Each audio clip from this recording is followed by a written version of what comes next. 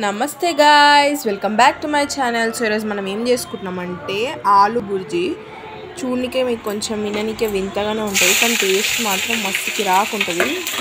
Try చేయండి. So ఇప్పుడు first కడాయిలో ఆయిల్ అండ్ ఆనియన్స్ వేసుకొని కొంచెం జరంత ఉప్పు వేసుకొని మంచిగా కలుపుకోవాలన్నమాట. ఇందులోకి కొంచెం పచ్చిమిర్చి కూడా వేసుకోవాలి.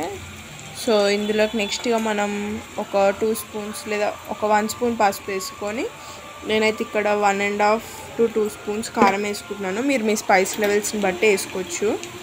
సో మేము కొంచెం తక్కువ కారం కాబట్టి తక్కువ వేసుకున్నాను. నేను ఇక్కడ నెక్స్ట్ మనం కట్ చేసి పెట్టుకున్న ఆలు అనేది వేసుకోవాలన్నమాట.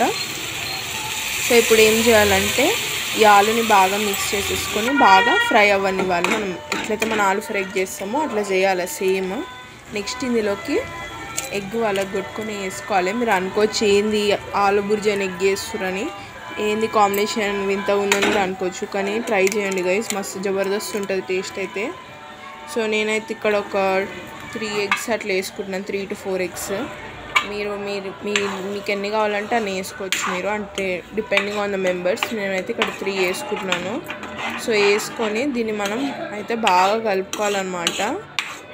సో చూస్తున్నారు కదా, ఇక్కడ అంతా ఇట్లా మిక్స్ అయిపోయి ఆమ్లెట్ లాగా అవుతుంది కదా, ఇట్లా కొంచెం మెత్తగా అయిపోతుంది. సో చూసి ఏంది అని అనుకోకండి, ఒకసారి మీరు డెఫినెట్గా ట్రై చేయండి, మీకే మస్తు నచ్చుతుంది.